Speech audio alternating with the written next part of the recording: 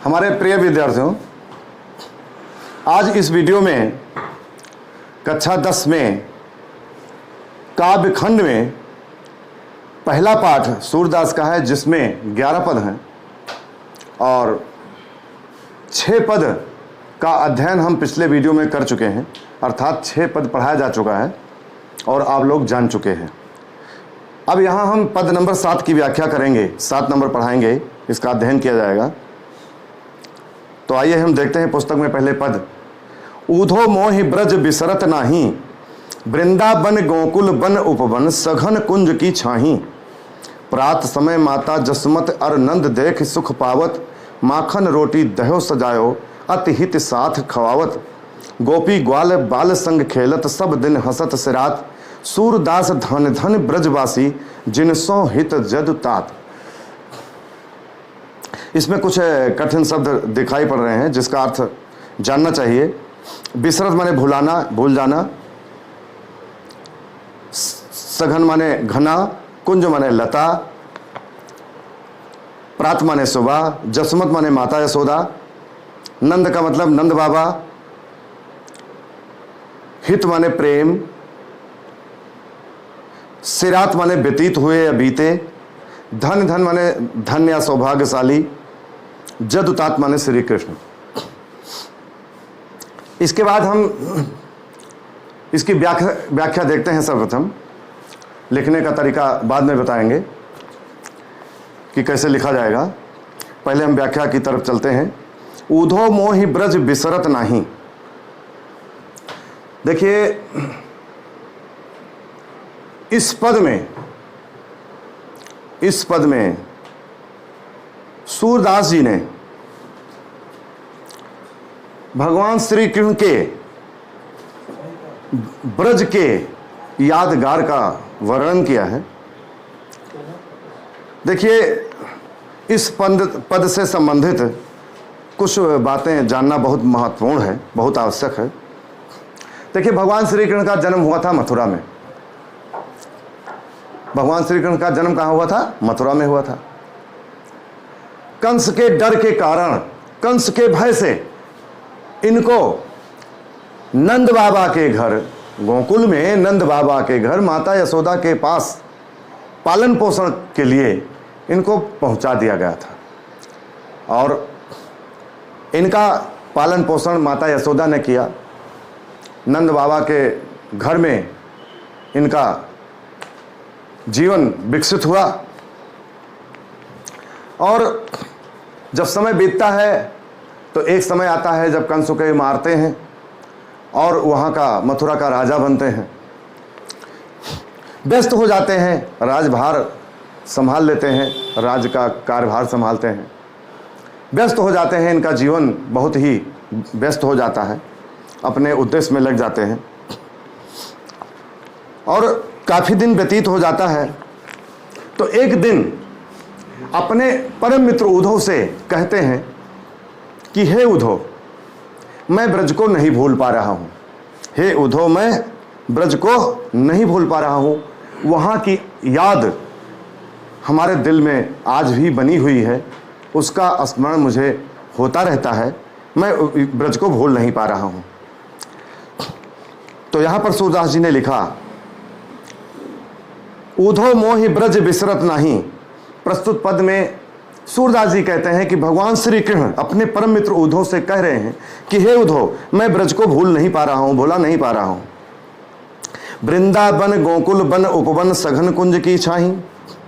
वृंदावन में, गोकुल में, जो वहां के जो वन थे, वन उपवन जंगल थे, जहां पर मैं ग्वाल बालों के साथ गायों को चराने के लिए जाता था, वहां की जो सघन लता थी, उसकी जो छाया थी, और वहां मैं आनंदित होता था, वहां मैं खेलता था, वहां मैं विचरण करता था। तो वहां पर उसकी जो सुख की अनुभूति होती थी, जो वहां पर जो मुझे सुख मिलता था, उसकी याद आज भी हमारे दिल में बनी हुई है। मैं उसको भूल नहीं पा रहा हूं। तो वृंदावन गोकुल बन उपवन, सघन कुंज की छाही। उसके बाद भगवान श्री कृष्ण माता यशोदा के बारे में याद करते हुए उनके बारे में जिक्र कर रहे हैं, वर्णन कर रहे हैं कि प्रात समय माता जसमत अर नंद देख सुख पावत। सुबह के समय माता यशोदा और नंद बाबा को देखकर जो सुख की अनुभूति होती थी, जो सुखद समय होता था, प्रसन्नता का दिन होता था, जो हमें खुशी मिलती थी, वो कहीं और नहीं मिली आज तक, और वो उसकी याद हमारे दिल में आज तक भी बनी हुई है। इसके बाद अपने प्रति भगवान श्री कृष्ण अपने प्रति माता यशोदा के स्नेह का वर्णन कर रहे हैं, उनके प्रेम का वर्णन कर रहे हैं। अगली पंक्ति में, माखन रोटी दही सजायो अति हित साथ खवावत।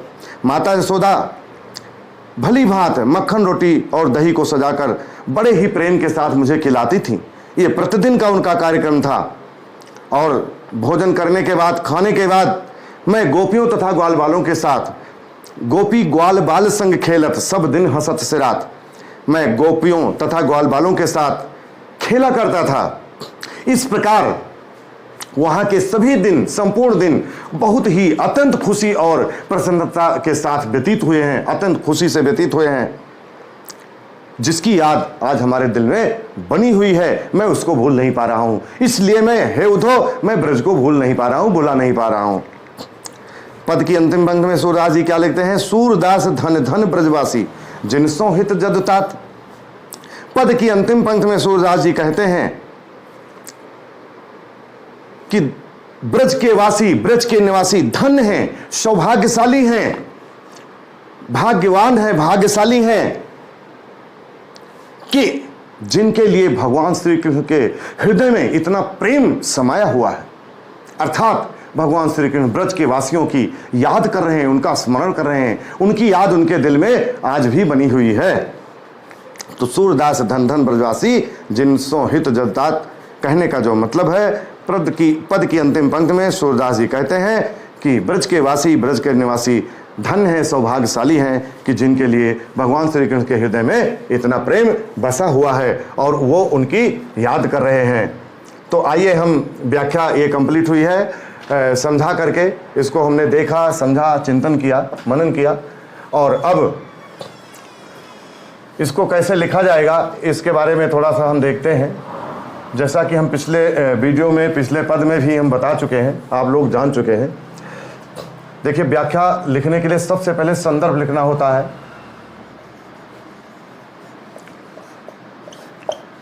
संदर्भ जो है 11वें पद के लिए एक ही रहेगा।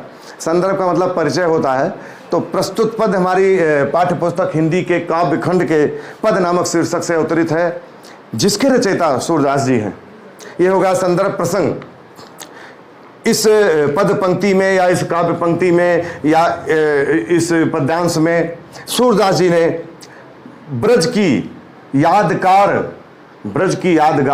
का भगवान श्री कृष्ण द्वारा, अर्थात भगवान श्री कृष्ण ने जो ब्रज की याद किया है, ब्रज की यादगार जो भगवान श्री कृष्ण के हृदय में बनी हुई है, उसके बारे में सूरदास जी ने यहाँ पर बहुत अच्छे ढंग से वर्णन किया है।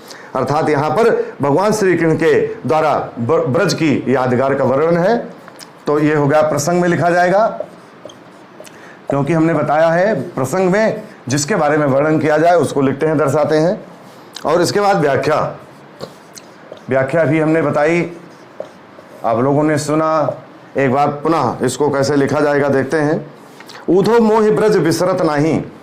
प्रस्तुत पद्यांश में सूरदास जी कहते हैं कि भगवान श्री कृष्ण अपने परम मित्र उद्धव से कह रहे हैं कि हे उद्धव, मैं ब्रज को भूला नहीं पा रहा हूं। वृंदावन गोकुल वन उपवन सघन कुंज की चाही। वृंदावन में, गोकुल के वन और उपवन में वहां की जो सघन लताएं थी, उसकी जो छाया थी, जहां मैं विचरण करता था, जहां मुझे अत्यंत सुख की अनुभूति होती थी, मुझे आनंद मिलता था, प्रसन्नता मिलती थी, उसकी याद आज हमारे दिल में बनी हुई है, उसकी याद हमें आ रही है। उसके बाद में माता यशोदा के स्नेह के बारे में वर्णन करते हैं। सूरदास जी ने लिखा, प्रातः समय माता जसमत अरनंद देख सुख पावत, माखन रोटी दहो सजाओ अति हित साथ खावत। सुबह के समय माता यशोदा और नंद बाबा को देखकर जो सुख की अनुभूति होती थी, जो प्रसन्नता मिलती थी, उसका वर्णन नहीं किया जा सकता है कि मुझे कितना आनंद मिला, उन्होंने हमें कितना स्नेह दिया, कितना हमें प्रेम, कितना हमें दुलार दिया। और क्या था उनका प्रतिदिन का नियम, कैसा था? प्रात समय माता जसमत अरनंद देख सुख पावत, माखन रोटी दही सजाओ अतिथि साथ खाओत। मक्खन रोटी तथा दही को भली भांत सजाकर बड़े ही स्नेह के साथ, बड़े ही प्रेम के साथ मुझे खिलाती थी। उसके बाद गोपी ग्वाल बाल संग खेलत, मैं गोपियों तथा ग्वाल बालों के साथ खेला करता था। सब दिन हंसत से रात, इस प्रकार से वहाँ के सभी दिन, संपूर्ण दिन अत्यंत खुशी व प्रसन्नता के साथ व्यतीत हुए, जिसकी यादगार हमारे दिल में आज भी बनी हुई है। सूरदास धन धन ब्रजवासी, जिनसों हित जदतात।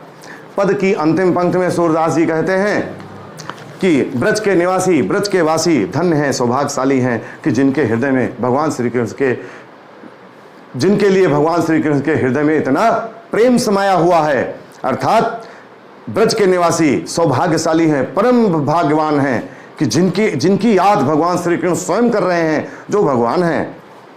तो इस प्रकार से ये व्याख्या अब यहीं पर कंप्लीट होती है। और इसके बाद में अंतिम हेडिंग, जैसा कि पिछले पदों में हम लिखते चले आ रहे हैं, जानते चले आ रहे हैं, संदर्भ प्रसंग व्याख्या और अंत में काव्यगत सौंदर्य।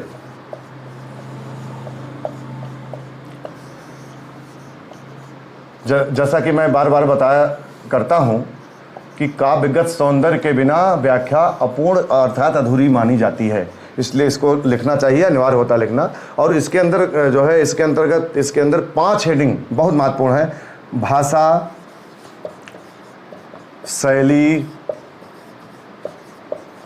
रस, छंद और अलंकार, ये 5 पॉइंट 5 बिंदु अत्यंत महत्वपूर्ण होता है इसके अंतर्गत।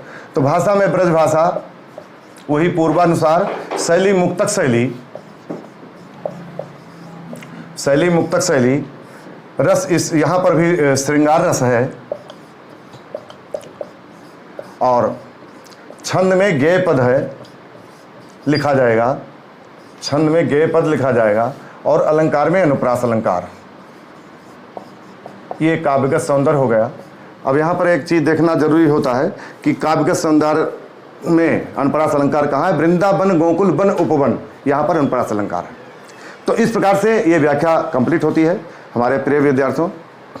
जैसा कि हमने पिछले वीडियो में बताया है कि इसको 5 बार रिवीजन करके, 5 बार रिप्ले करके, ध्यानपूर्वक एकाग्रचित होकर के तैयारी करना है और अंतिम बार इसको लिख करके कंप्लीट करना है और अच्छे ढंग से इसको जानने का प्रयास करना है। यदि हमारे बताए हुए तरीके के अनुसार, विधि के अनुसार आप लोग तैयारी करेंगे, रिवीजन करेंगे, तो ये निश्चित है कि आपको ये व्याख्या पूर्ण रूप से तैयार हो जाएगी और परीक्षा में आप बेधड़क लिखने में सक्षम हो जाएंगे, ये इसमें कोई संशय नहीं है। तो अब मिलते हैं किसी नेक्स्ट वीडियो में अगले पद की व्याख्या के लिए।